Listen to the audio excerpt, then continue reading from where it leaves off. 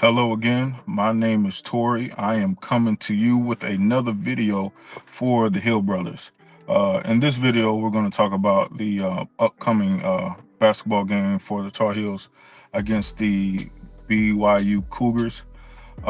This is an exhibition game, and I'm going to talk a little bit about that, a little bit about the AP poll, the rankings, player rankings. From I think Jeff Borzello and Myron Metcalf of ESPN. And but first, now it is an exhibition game. You know, it's not the real deal. It is a game to get the players to kind of gel together, kind of get some things squared away, look at some things. You know, it's more like a preseason opener. BYU had their like an opener against Nebraska. Now Nebraska won, but like I said, this is not a wins loss kind of thing. This is, hey, let's get you on the court with your teammates and see how you look. Let's see how you look against real players and real competition. And that's what, you know, the Tar Heels are about to do on Friday, October 24th. They're going to Salt Lake City, Utah, and going to play BYU. And BYU is looking to be, you know, a good team. A little bit more about BYU, something like a scouting report. Last year they got mollywopped by Alabama, 113 to 88 in the Sweet 16. They made the Sweet 16. We didn't, so that should tell you anything. Pretty good team, and guess what? They are adding to what they already got. You have Richard Wright the third. You have also Richie Saunders, who was basically their scoring guy. He's a senior. Robert Wright, he's a sophomore. Then you add the number one ranked player in the country, and AJ. Excuse me on the name, Debonsa. So AJ is probably like, you know, number one ranked player. He'll probably go high in the draft, if not number one. And you add that to a BYU team that actually, you know, was gelling together and doing good things last year. So they might be a tough team, man. They did not win against Nebraska, but like I said, that does not matter in an exhibition. You just kind of want to, you know, get something on film and work on that, work on gelling together before you actually, you know, get into your games that count. And so I want to take a look, you know, at some of these players that I mentioned before, the three players that I mentioned. They are all ranked in the player ranking from ESPN, which is, you know, two analysts, you know, give their list of the 100 top players in college basketball today, right now, preseason, you know. And you gotta remember, this is preseason rankings, man. So don't fall too much into it. We was ranked number one and had a terrible season. So I don't fall into it, you know. But the player rankings, you had Henry Vessar for the Tar Heels at 58. Pretty good. Pretty good. I like that. 58, you know. And to me, it's like they see something in him. That's basically what they're saying. That they see that he is a good player. He is not the one to mess with. You got to come see about him. So 58 is pretty good for Henry Vissar. I like that. But not too far down from that is Robert Wright the third. He's 52. Uh, Pretty good point guard. He was really doing good, pretty good the last 2 months of the season last year. He was really taking it up and putting the ball to on the floor, scoring a little bit more in the last 2 months. Sometimes that happens. You start off slow and then you get it going. So he's a guard and just something to look out for. He has the ball in his hands most of the time and can make a play. 11 points, 4 assists last year. So look for him to maybe do more, you know, and, you know, lead the team a little bit. Um, Not far from, well, going down even further, you had Caleb Wilson from the Tar Heels, who was ranked 26, which is pretty good. And I mean, of course, he's a freshman. But 26, I mean, that's that. If that doesn't tell you a lot about him, I don't know what will. And Caleb has been known to, do this, and we're going to see if this can be backed up. Can he back that up? So he was ranked 26. Not too far down from there was Richie Saunders from BYU. He's ranked 23, and very appropriate ranking for Richie. He had some great games, man. He averaged 16 points a game last year, but he can drop it down in there. He had some great 20 point, 23-point games all throughout there last year, and he's coming back as a senior. He's going to try to offer a little bit more. Not too far from down there, more notable players that was ranked. Um, Let me see, Darion Williams from NC State. Now, he comes from Texas Tech. This is the same Texas Tech that almost beat Florida, your defending champions, Florida last year in I think the Elite Eight. They almost beat Florida, man. That was a close game, great game, and he was one of the top point. He was the point guard or guard for Texas Tech. Now he transferred to NC State, so we got that's something to look at. He was number 8 on that list. Not far from there is Cameron Boozer, Carlos Boozer's son, one of his sons. He's ranked number 6 for Duke. So he comes with all the media attention and the hoopla and all that good stuff. But like I said, you got to show and prove now. You got to show and prove. What's some more?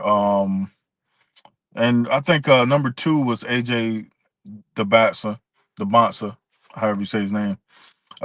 Number 2, he could easily be number 1. You know, it is what it is. He's up there. He's number 1 ranked in his class for a reason. And that opener against Nebraska, I mean, you could tell, brother, he can do everything. And I saw some of his highlights. He can shoot the 3 ball. He can dribble the ball up the court. He can handle the ball. The play they like to put him in at the top of the key, what you need to look for in the exhibition game, he does a pick and pop at the top of the key. He picks, he pops, and they pass him the ball, and he goes to work.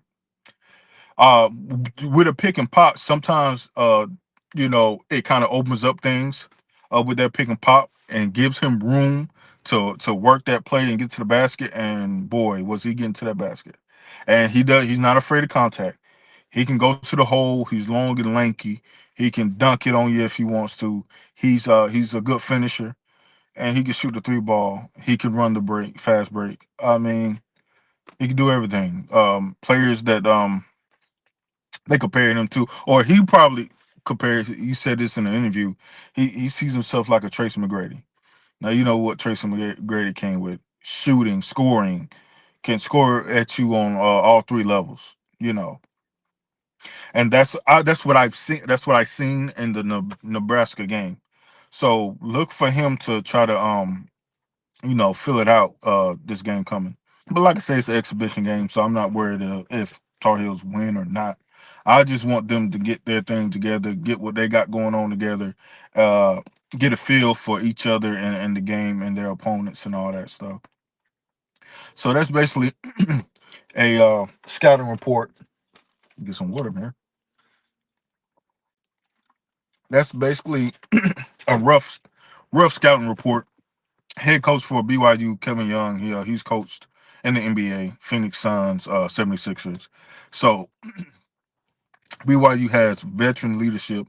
They have a NBA coach, and I'm pretty sure he's preparing AJ to go to the league when it comes time. So look out for BYU, man. I think it's going to be a great exhibition game. I think it's going to be a great test for the Tar Heels. We have versatility too. I mean, you think of BYU with Richie Saunders being the veteran, senior veteran, who had a great last year season, and then you got the incoming freshman who was number 1 in the country, who's 6'9" and long and lanky and can get to the hole and shoot the ball. We basically got the same dynamic. Seth Trimble, veteran leadership.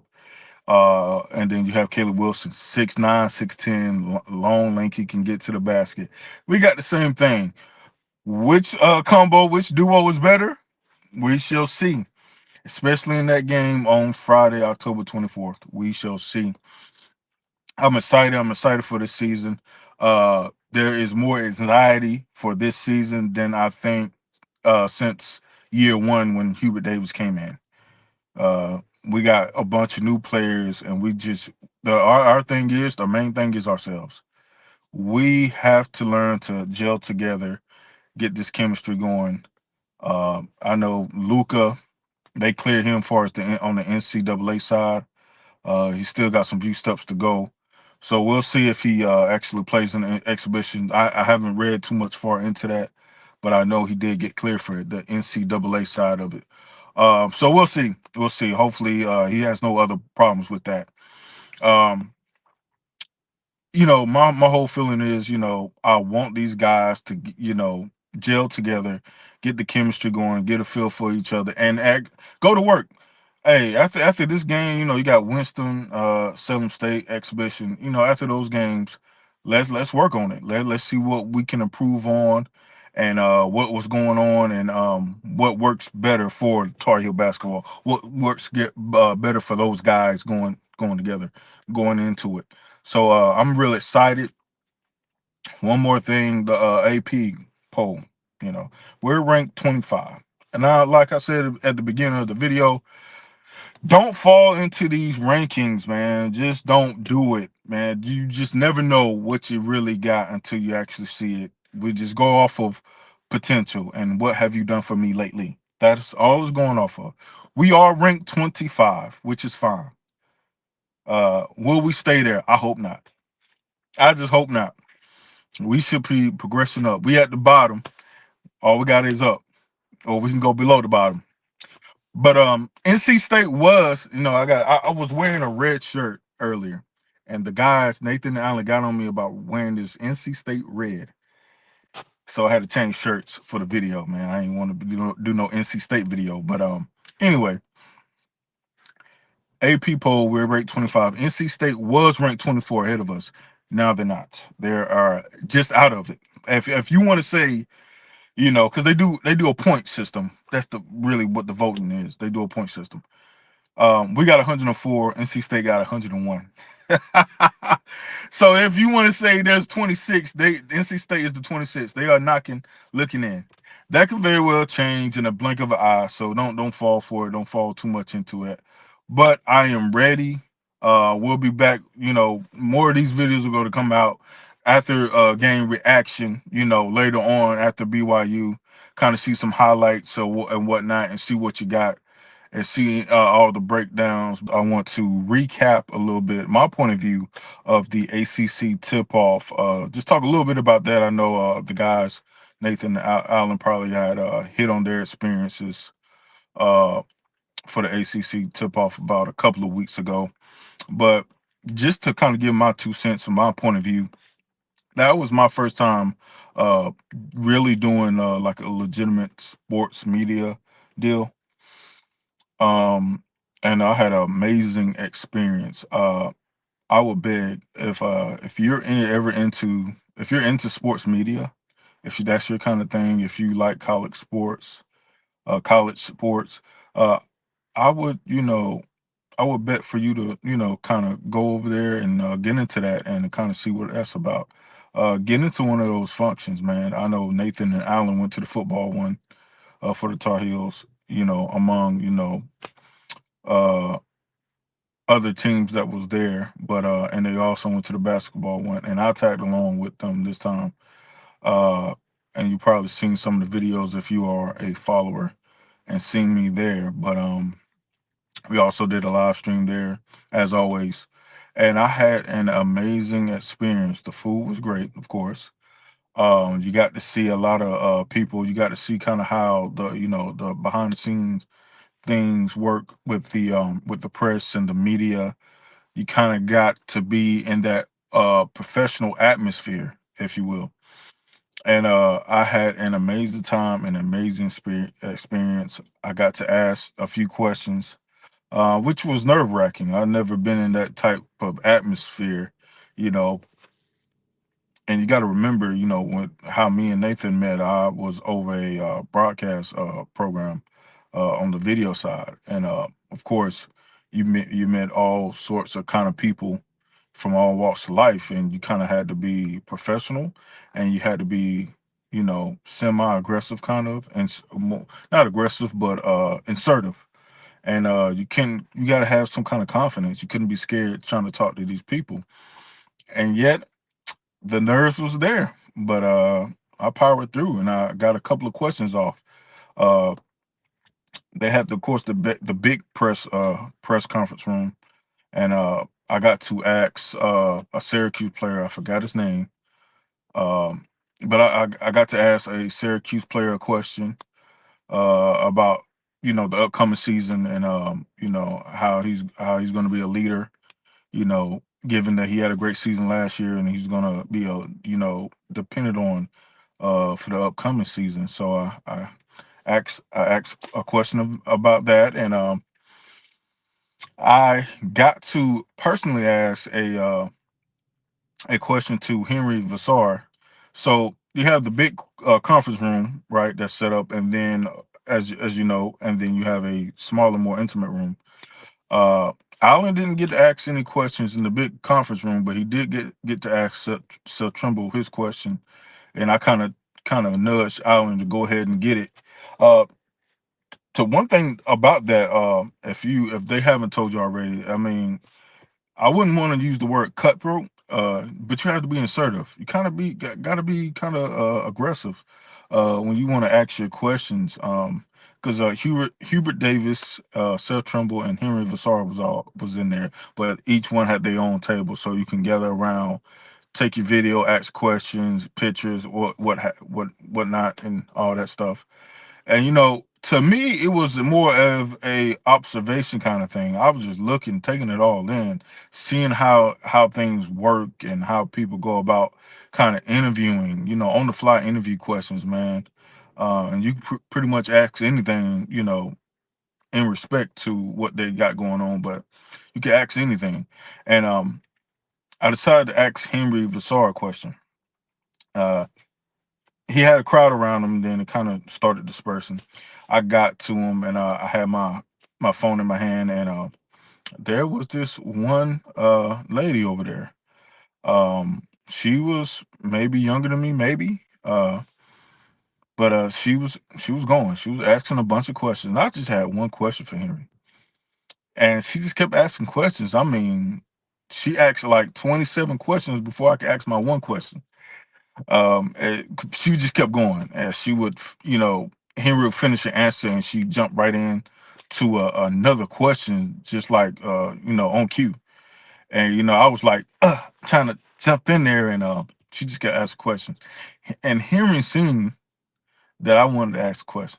He saw it, saw it written all over my face. I was trying to jump in.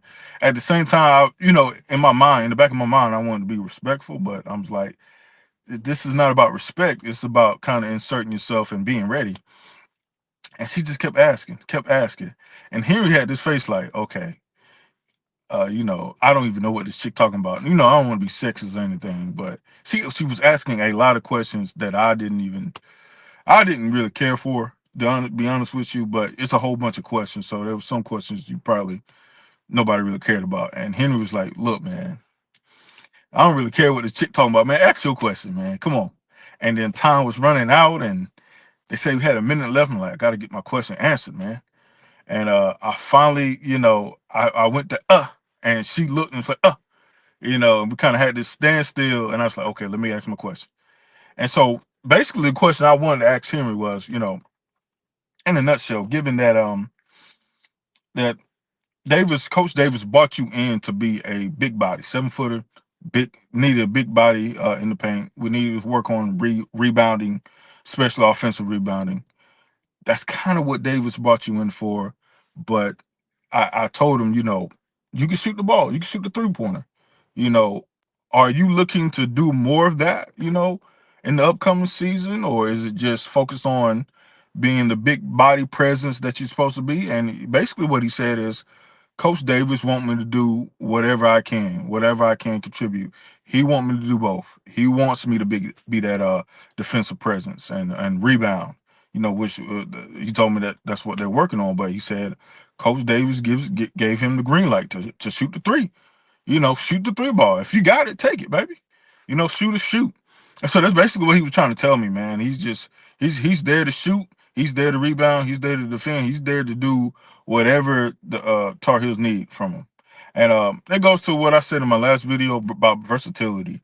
Uh, I think Tar Heels are trying to be versatile all the way throughout, from 1 through 5. Just be a versatile team. We did talk about who's an actual point guard. And that was one of the questions in the ACC tip that came about, and my answer was, I think everybody can handle the ball to a certain aspect, and it's about whoever has the ball, whatever play is being run, and whatever you can make of it. I think you have a bunch of playmakers over there, and it goes back to the versatility that the Tar Heels look to have, or looks like they have, which can be great. It can be great. So that was kind of my experience in a nutshell, man. Getting to meet some players, shaking hands, kind of networking, cool experience. If you get a chance to do something like that, do it. You will not regret it, man. I would love to go to another one, man. Whenever they have something like that, uh, and kind of do more, ask more questions, talk to more players and coaches and whatnot, man. Just have fun, man.